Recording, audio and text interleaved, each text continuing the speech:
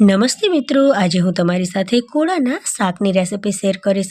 આ શાક ખૂબ જ સ્વાદિષ્ટ બની અને તૈયાર થશે અને ખૂબ જ ઝડપથી પણ બની જશે। તો ચાલો રેસિપી શરૂ કરીએ। પણ તે પહેલાં જો તમે મારી ચેનલ ઉપર નવા હોય ને તો મારી ચેનલને સબસ્ક્રાઈબ જરૂરથી કરી દેજો અને નોટિફિકેશન બેલને પ્રેસ કરજો, જેથી મારી નવી રેસિપીઓના વિડીયો તમને સૌથી પહેલાં મળતા રહે। તો આ માટે અહીંયા મેં અડધા કિલા જેટલું કોળું લીધું છે। હવે કોળાને આપણે આ રીતે બે ભાગમાં કટ કરી દઈશું અને જે પ્રમાણમાં શાક બનાવવાનું હોય ને તે પ્રમાણે કોળાનો ઉપયોગ કરવો।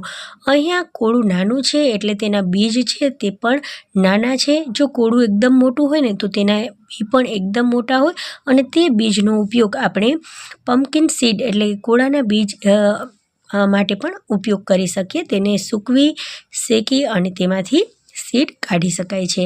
તો અહીંયા ખૂબ જ સરળતાથી આપણે બીજને કાઢી લઈશું। બીજ ખૂબ જ નાના છે એટલે આપણે અહીંયા તેને ફેંકી દઈશું।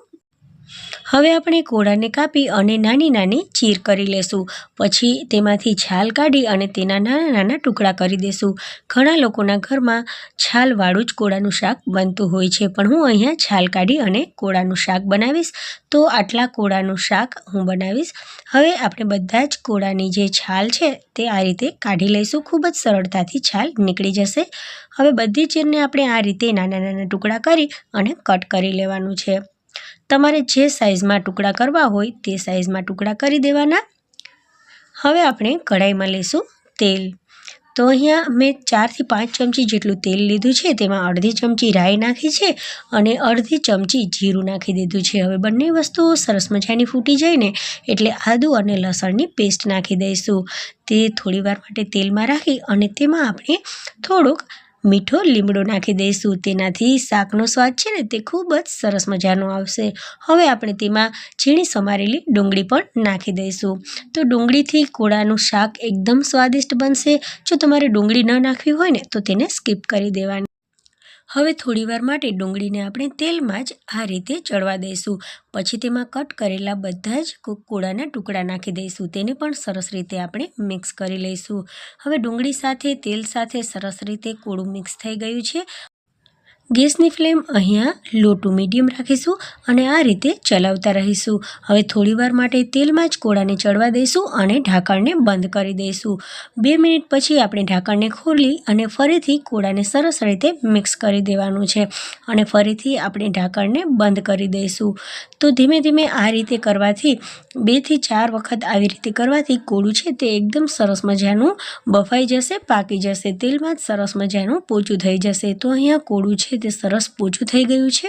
હવે આપણે તેમાં સૂકા મસાલા નાખી દઈએ। તો તેમાં અડધી ચમચી હળદર, 1 ચમચી લાલ મરચું પાવડર, 1 ચમચી ધાણા જીરાનો પાવડર નાખી દઈશું। સાથે સ્વાદ પ્રમાણે આપણે મીઠું નાખી દઈશું અને તેમાં થોડોક ગરમ મસાલો પણ નાખી દઈશું। હવે આ સૂકા મસાલાને આપણે શાક સાથે સરસ રીતે મિક્સ કરી લેવાનો છે।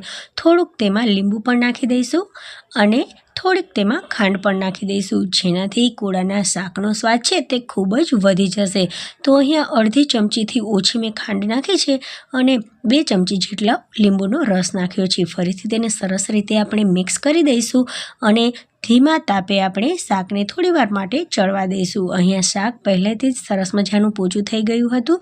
હવે આ રીતે આપણે 2 મિનિટ તેને ચલાવતા રહી ગેસની ફ્લેમ ઓફ કરી દઈશું અને ઢાંકણને ઢાંકી દઈશું।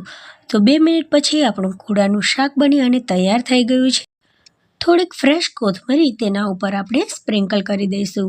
તો મિત્રો, તમને જો મારા કોળાના શાકની રેસિપી ગમી હોય ને તો મારી ચેનલને સબસ્ક્રાઈબ કરજો અને આ વિડીયોને તમારા ફેમિલી અને ફ્રેન્ડ્સમાં જરૂરથી શેર કરજો। Thank you for watching. મળીએ નવી રેસિપી સાથે। ત્યાં સુધી બાય, ટેક કેર, જય હિન્દ।